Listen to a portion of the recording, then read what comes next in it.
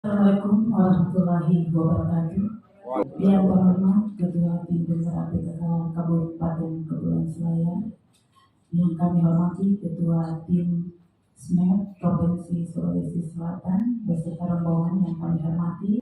Pertama-tama marilah kita panjatkan puji dan syukur kehadirat Allah Subhanahu wa Ta'ala karena atas limpahan rahmat yang diberikan kepada kita, atas nikmat kesehatan yang diberikan kepada kita, maka kita bisa menghadiri kegiatan kita pada malam hari ini.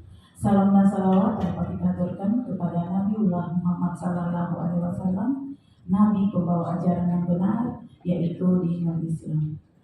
Perkenalkan, saya memperkenalkan diri. Nama saya Andi Surgawati, pekerjaan wira swasta, alamat Dusun Lemonjaya, pendidikan. Alhamdulillah saya sudah S3 puan. SD, SMP, dan SMA, dan saya sudah melaksanakan program wajib belajar 12 tahun. Saya pernah menjadi kader BKB di tahun 2012 sampai 2013. Di periode pertama saya menjabat Ketua Tim Penggerak PKK 2013 sampai 2019. Periode kedua 2019 sampai 2025, dan alhamdulillah saya juga adalah anggota BPD Keterwakilan Perempuan periode 2019 sampai 2025.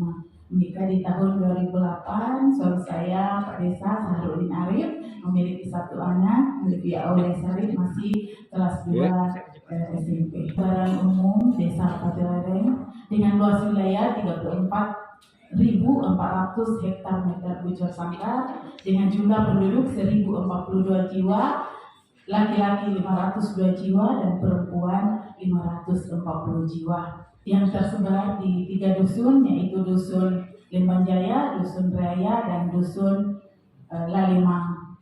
Begitupun juga kelompok PKK dusun ada 3, kelompok PKK Dusun Lembanjaya, PKK Dusun Raya, kelompok PKK Dusun Lalimang, dan kelompok PKK RK ada 3, kelompok PKK RT ada 5, dan kelompok Dasawisma ada 16.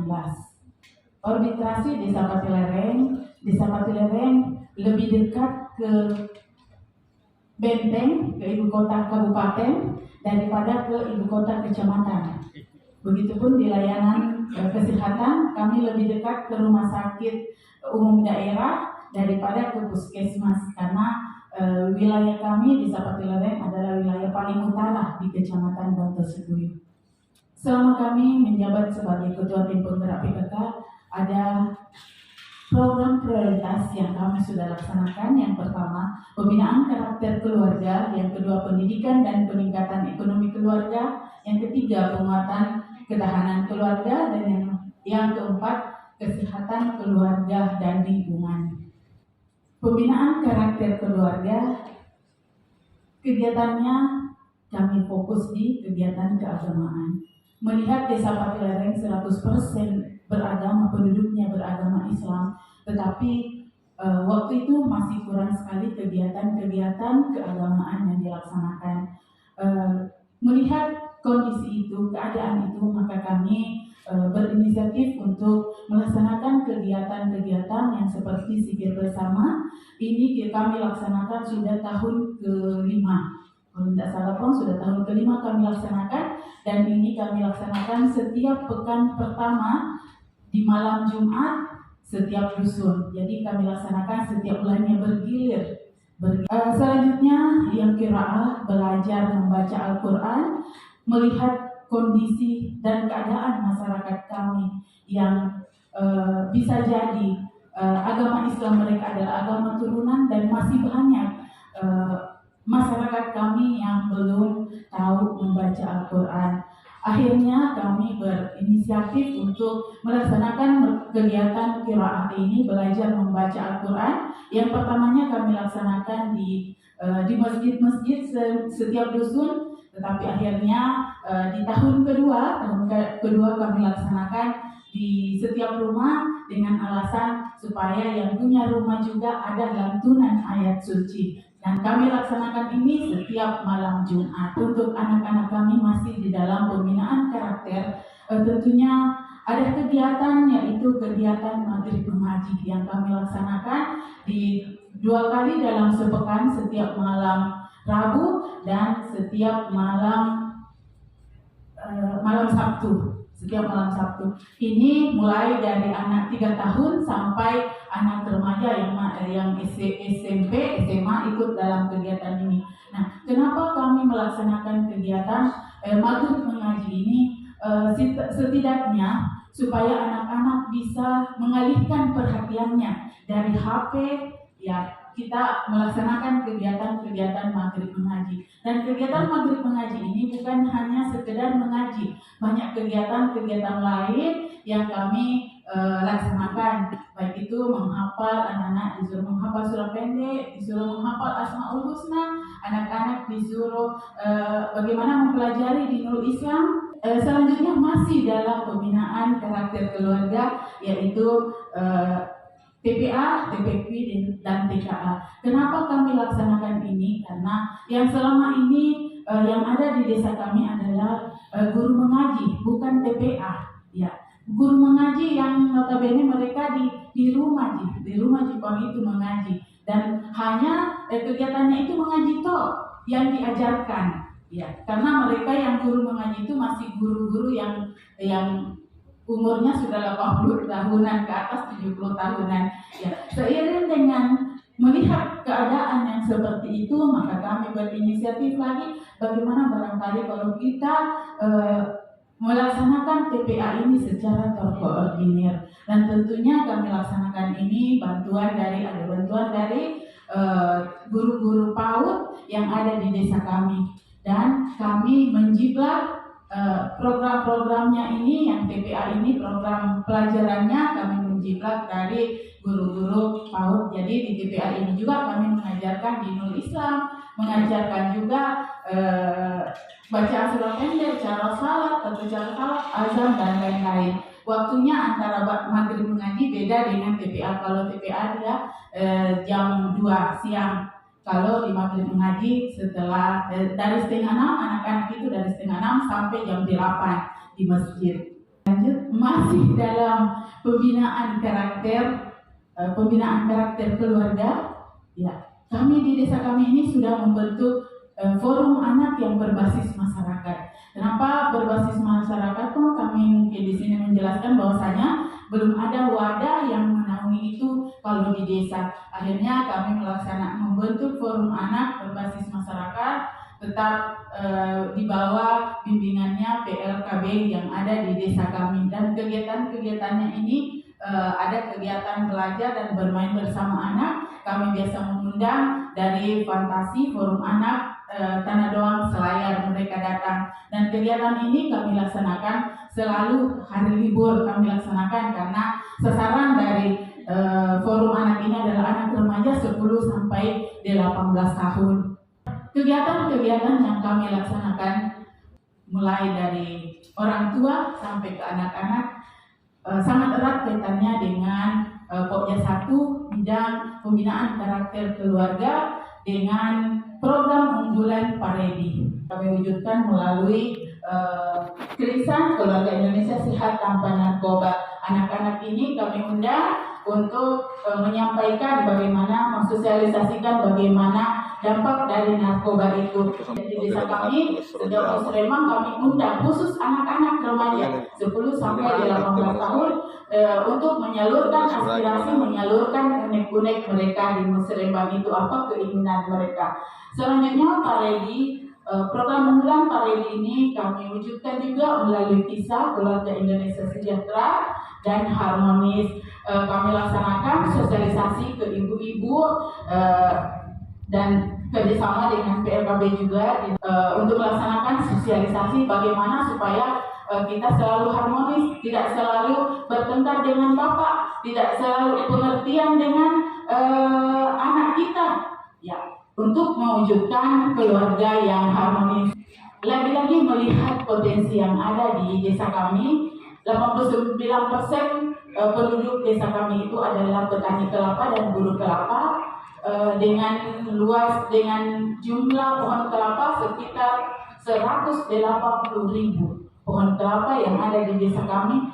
Ini potensi yang cukup. Ya, tahun 2019 ada kami dengar tentang VCO, tapi kami belum tahu bagaimana itu cara pengolahan dari VCO itu, dan juga CCO, cooking coconut oil, jadi yang sehat, yang minyak yang sehat. Akhirnya Pak Desa membantu, ada temannya Pak Irwan namanya, Pak Irwan Sahar, beliau tahu tentang ini. Akhirnya kami melaksanakan, bukan di pelatihan yang bagaimana kami melaksanakan, beliau datang untuk mengajarkan kepada kami. Dan awalnya ini kami laksanakan masih dalam tahap rumah tangga.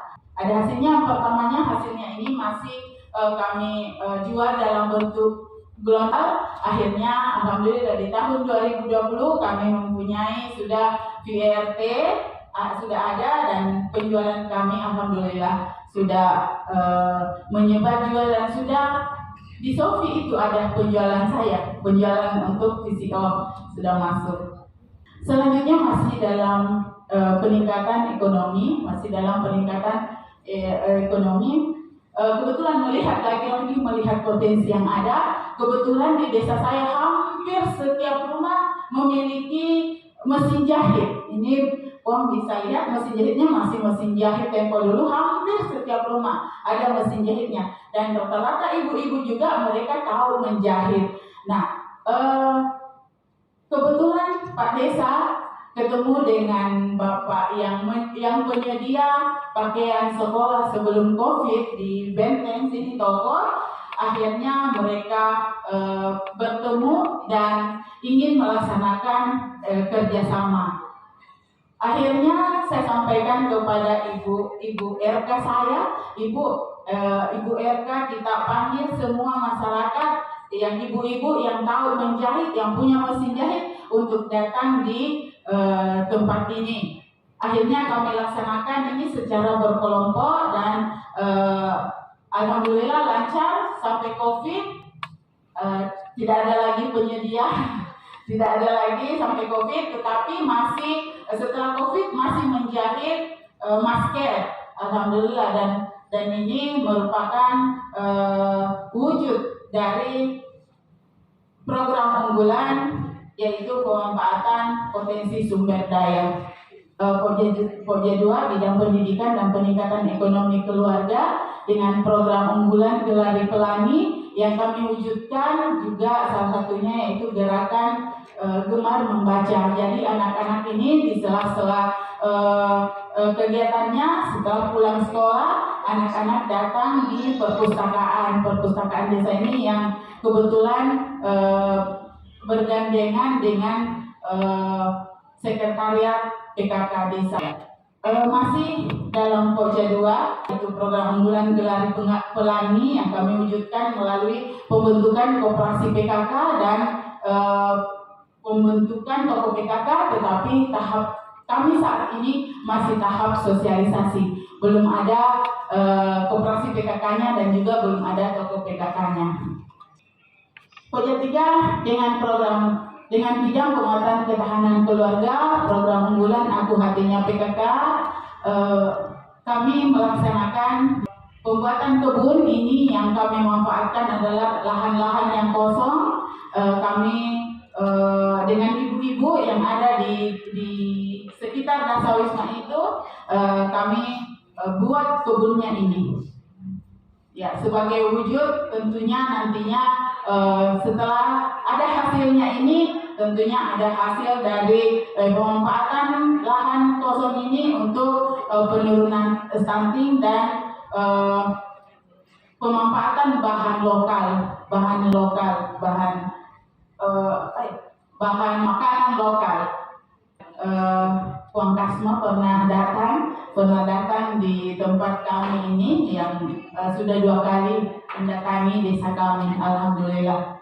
Sosialisasi Aku Cinta Produk Indonesia, maka kami laksanakan lomba busana kebaya yang diikuti oleh perwakilan dari setiap pokja yang kami laksanakan ini di desa dan diwakili oleh perwakilan dari setiap pokja dan sekretariat. Di desa kami masih kurang rumah sehat layak huni, tetapi alhamdulillah di tahun ini kami mendapat bantuan untuk rumah sehat layak huni dari kementerian. Dan ini memang bantuannya rumah sehat layak huni, karena kalau tidak ada WC-nya diwajibkan untuk dibangunkan lagi WC. Pokja 4 dengan bidang kesehatan keluarga dan lingkungan, program unggulan gagal bencana, kami wujudkan melalui sosialisasi kesehatan reproduksi bagi remaja. Kami laksanakan ini kebetulan di tahun kemarin, Ibu Ketua Pokja 4, tetapi di sini dan mewakili dan wanitanya berkunjung ke desa kami dan melaksanakan sosialisasi reproduksi bagi remaja. Ini juga merupakan suatu wujud dari penurunan angka stunting, karena remaja itu adalah sasaran dari stunting. Dan alhamdulillah dari segi kesehatan juga di desa kami sudah ada launching posyandu remaja. Kami melaksanakan dari tahun kemarin, dan alhamdulillah posyandu remaja ini kader-kadernya dari remaja itu sendiri. Sasarannya mulai dari umur 10 sampai umur 18 tahun. Kami laksanakan lagi-lagi di hari libur, dan kami laksanakan ini setiap 2 kali dalam sebulan. Ya, ada pemeriksaan kesehatan tensinya, ada pemeriksaan kesehatan lingkar perut, terus tinggi badan. Selanjutnya masih dalam Pokja 4, yaitu gerakan menanam bersama. Kami laksanakan ini untuk membuat komitmen masyarakat guna menjaga kelestarian lingkungan. Waktu itu kerjasama dengan Bank BRI, dan ibu-ibu hadir untuk mengambil tanaman-tanaman, dan mereka menanam sendiri baik di lahan pekarangannya maupun di dekat-dekat rumahnya yang masih kosong. Selanjutnya sosialisasi keluarga berencana menuju keluarga sehat dan berkualitas. Kami laksanakan sosialisasi. Untuk sekretariat, yang program unggulan adalah modernisasi organisasi PKK melalui aplikasi SIM PKK, pengikutan melalui SIM PKK. Di desa kami signal sangat tidak ada signal. Ada sih kalau untuk WA, tetapi kalau untuk signal mau buka-buka aplikasi, jadi kami terkendala, dan sampai saat ini masih sekian yang kami input, karena ada wifi yang disediakan, cuma teknisinya tidak ada lagi, dan rusak, jadi kami terkendala di jaringan. Dukungan pembinaan tentunya dalam pelaksanaan 10 program pokok PKK yang langsung dikelola oleh tim penggerak PKK mulai dari 2013 sampai 2019 itu masih 10 juta. 2019 sudah 12 juta, dan alhamdulillah setiap tahunnya mulai dari 2019 meningkat sampai 2023, dan ini yang dikelola langsung oleh tim penggerak PKK untuk pelaksanaan 10 program pokok PKK. Pemerintah desa bersinergi dengan tim penggerak PKK, ada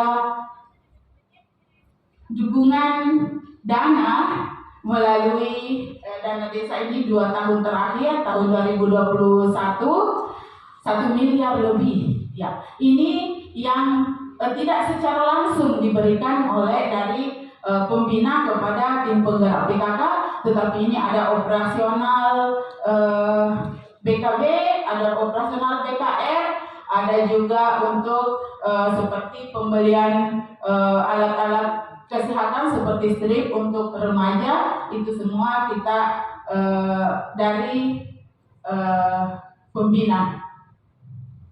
Untuk 2021 dan juga 2022 menurun sisa 800 sekian juta. Prestasi yang telah kami capai, kami waktu kader BKB di tahun 2012, alhamdulillah kami mewakili Provinsi Sulawesi Selatan Untuk lomba kelompok bina keluarga balita, alhamdulillah kami juara 3 tingkat nasional. Dan kebetulan waktu itu saya adalah kadernya yang memberikan penyuluhan waktu tim penilai dari pusat datang ke tempat kami ke Desa Patilereng. Di tahun 2015 kami juga ada salah satunya di dalam tim lomba cerdas cermat kader PKK, dan alhamdulillah kami mendapat juara 3 tingkat provinsi Sulawesi Selatan di tahun 2015 dalam rangka Jambore PKK. Tahun 2021 lomba video UP2K, alhamdulillah kami dapat juara 1 mewakili Selayar untuk lomba video UP2K. Selanjutnya ya, prestasi-prestasi dari kabupaten 2015 kami mendapat dalam lomba PKK ke-43 kami lomba tertib administrasi PKK, dan kebetulan juara 1 lomba busana resmi PKK kami juara 3. Selanjutnya di 2016 lomba cerdas cermat penyuluhan perilaku hidup sehat dan posyandu, dan alhamdulillah kami dapat juara 3. Selanjutnya di tahun 2017 dalam rangka HKG PKK ke-45 kami lomba nada dan gaya ketua tim penggerak PKK, tetapi waktu itu Pak Desa tidak ada. Saya didampingi oleh Pak Dusun saya, dan saya mendapat juara terheboh. Di tahun 2018 pada HKG PKK ke-46 lomba busana dari hak karya daur ulang kami mendapat juara harapan 1. Di tahun 2019 dalam rangka HKG PKK ke-47 lomba pemanfaatan pekarangan rumah kami mendapat juara harapan 2. Lomba penyuluhan HIV AIDS kami mendapat juara 1. Lomba Mars Lansia, alhamdulillah lansia-lansia kami mendapat juara favorit. Lomba busana adat berpasangan dan kami mendapat juara harapan 2. Tahun 2020 dalam rangka HKG PKK ke-48 kami mendapat lomba tertib administrasi PKK dan mendapat terbaik 1. Masih di tahun yang sama lomba pameran UP2K dengan kategori kemasan terbaik, alhamdulillah kami dapat lagi juara 1. Dan masih di tahun yang sama juga HKG PKK ke-48 kami mendapat lomba pidato Bunda PAUD juara 1. Selanjutnya masih di tingkat kabupaten HKG ke-49 PKK tahun 2021 lomba video penyuluhan PUP pendewasaan usia perkawinan kami mendapat juara 1. Lomba tertib administrasi PKK kami mendapat juara 3. Lomba tertib administrasi lansia kami mendapat juara 4. Lomba video busana kebaya nasional kami mendapat juara harapan 2. Sudah tahun 2022 HKG ke-50 kami mendapat lomba administrasi UP2K, alhamdulillah kami mendapat juara 1. Lomba administrasi lansia kami mendapat juara 4. Lomba parade UP2K kami mendapat juara terbaik 4. Sampai di tingkat kecamatan mulai dari tahun 2016 lomba menghidang kue tradisional dan presentasi ketua tim penggerak PKK kami juara 1. Cerdas cermat antara pengurus PKK kami dapat juara 2. Ibu Desa Teladan saya pernah mendapatkan predikat itu di tingkat kecamatan, saya mendapat juara 2. Dan HKG ke-46 PKK di tingkat kecamatan lagi-lagi lomba nyanyi dangdut di tingkat kecamatan saya mendapat juara 1. Tahun 2020 HKG ke-48 PKK kami mendapat juara 3 lomba cerdas cermat antar pengurus PKK desa. 2022 di Jambore PKK tingkat kecamatan juara 1 lomba tertib administrasi PKK. Lomba pameran UP2K kami mendapat juara 1. Lomba penyuluhan keuangan sehat kami mendapat juara 2. Lomba penyuluhan rumah sehat kami mendapat juara 2. Lomba administrasi lansia kami mendapat juara 2. Inilah video pembuatan VCO dan minyak goreng sehat Surga Oil. Jadi namanya Puang Surga Oil namanya, dan Puang sudah pernah datang di tempat kami, sudah melihat langsung